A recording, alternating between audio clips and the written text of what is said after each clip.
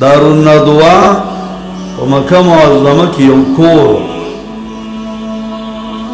او چې خاص جرګه به مشرک کافرانو کوله په دغه کور کې به کوله د نبی صلی الله علیه وسلم په باره کې جرګه کوي شیطان په شکل د یو بوډا باندې راغی مشرکین ورته ویل کاکا وځه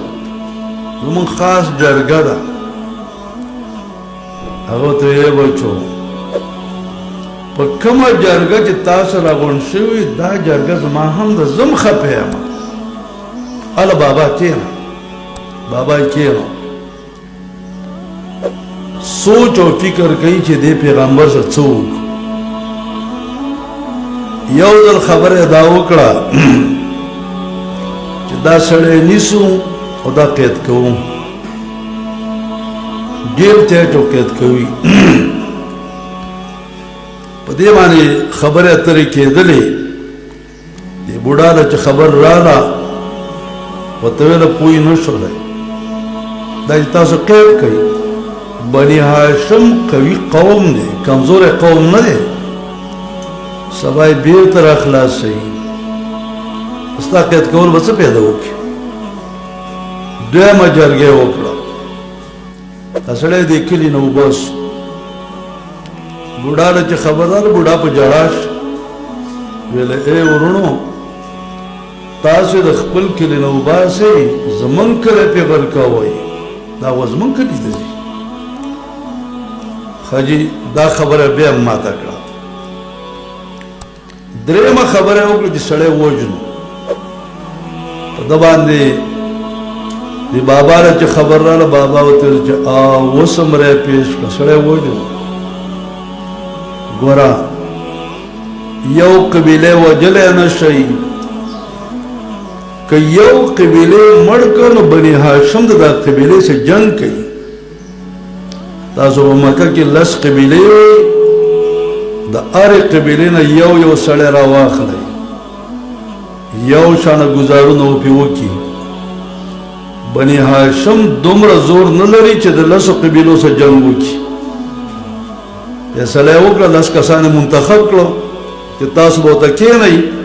سار د کور نه راځي او مړ بیا کوي جناب رسول الله صلی الله علیه وسلم ته الله وحی وکړه پوښلې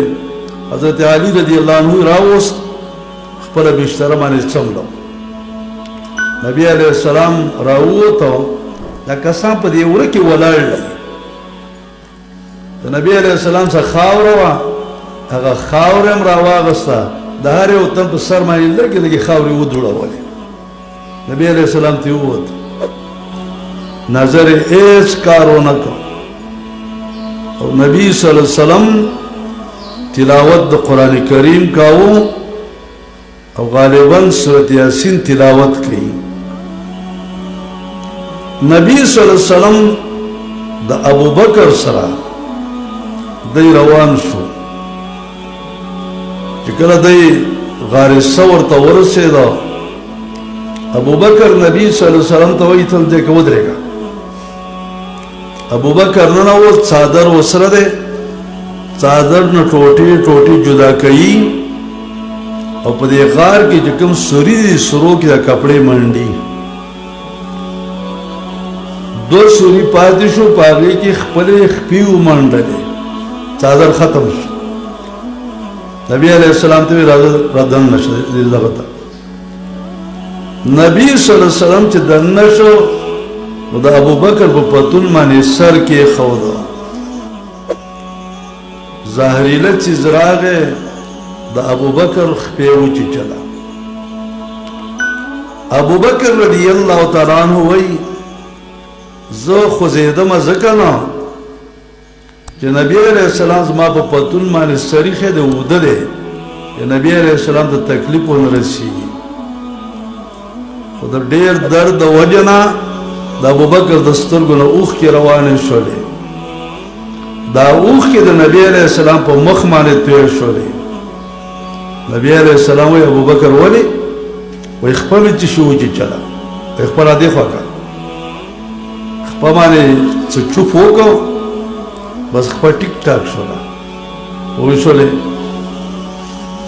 دغه ځای کې چې دی وو سحر کافران ورله چې بشتره اوچته کړه پانکی حضرت علی رضی الله عنه دی کافرانو ته اے نه صاحب ګمرګره چرته دی ما ته پته نشته ما ته دې بشتره باندې څنګه زه پرې وته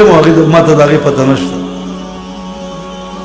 کافرانو د مکی غرونه راواغست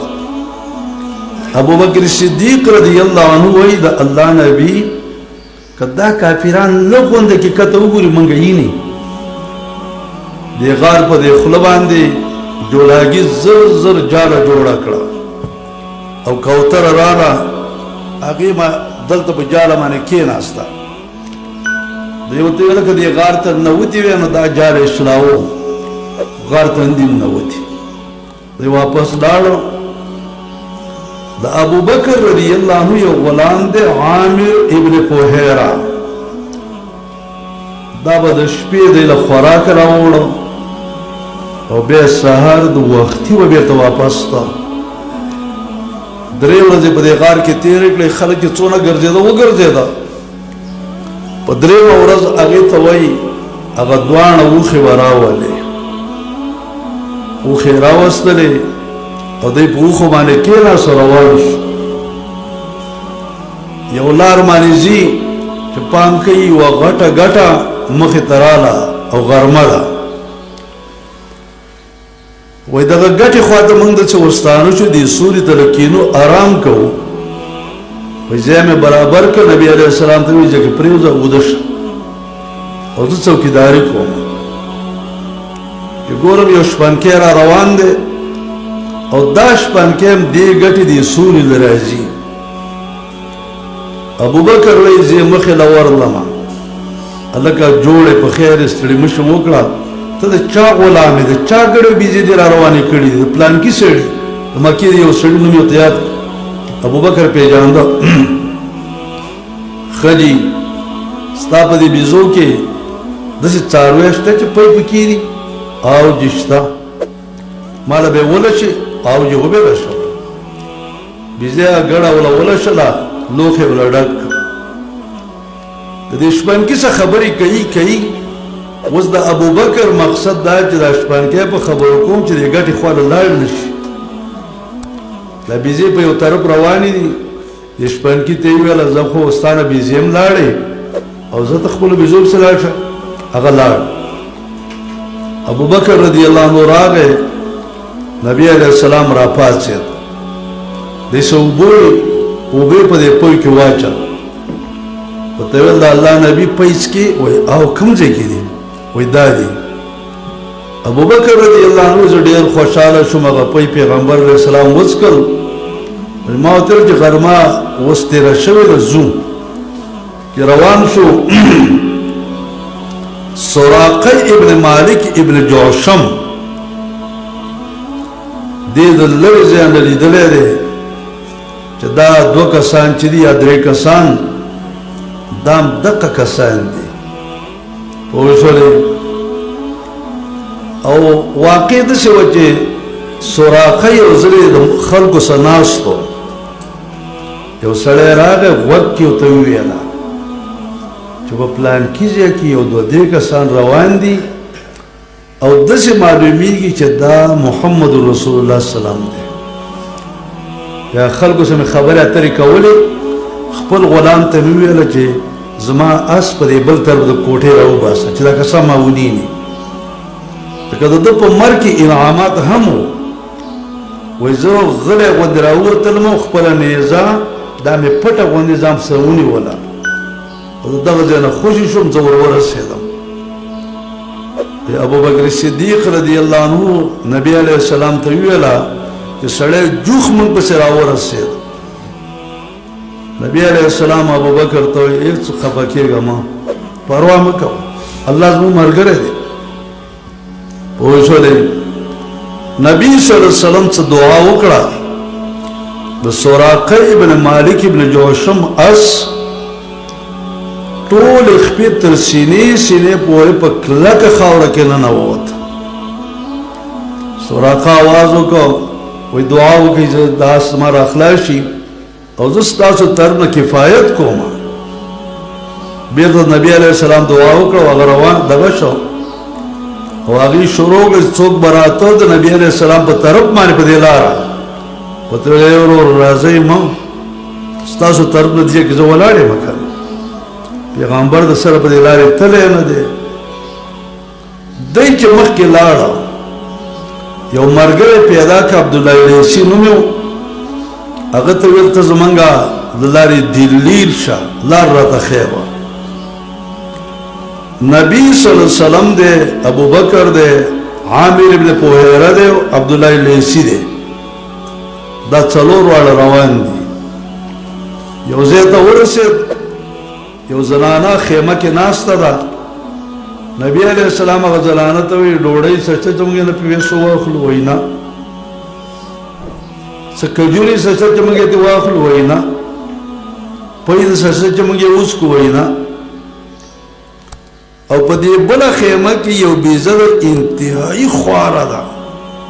دومره خواره ده چې هغه نور بزو کې تلی نه شوله او په دغه وخت کې قحط دی په دې ملک باندې. ښځې ته ویل ته اجازت کې چې دا بیزه زه ولشم. زنانه ورته وایي مېلمنو هغه بیزه پاڅېدی نه شي پوی به په دې کې د کوم ځای دی. نبی صلی اللہ علیہ وسلم ته اجازت وکړه ورکه تېره شي ویله شه. نبی علیه السلام په دې بیزه باندې لاس راښکو. د لاس د راښکلو سره بیزې خپلې خپې کولاو کړې خوند یې شروع کړ پوی را پرېښوده یو لوښی چې مکمل د پوی نه ډک دا پوی ابوبکر وڅکل عامر ابن پوهیره وڅکل عبدالله لیثي وڅکل جناب رسول الله صلی الله علیه وسلم وڅکل او هغه زنانه له باقي وګړه ته وڅکل. لوښی ته بیا واغست چې بیا واغست هغه نه پوی دی بیزې نور وکړه هغه لوښی ډک د پوی نه د کور کې پرېښود دی روان شو. لږ ساعت پس دغه زنانه خو چې کله دې خبره باندې پوه شوله زنانه ویل چې دا محمد رسول الله سلام دی. د زنانه سمدس ایمان راوړ. دا زنانه ام معبد نوم یې پام کوي ابو معبد راغی کور کې چې وکتل بیزه م روغه ده پوی م ډېر پراته دا پوی د کوم ځای نه دا دې بیزې نه چا وویشل داسې مېلمانه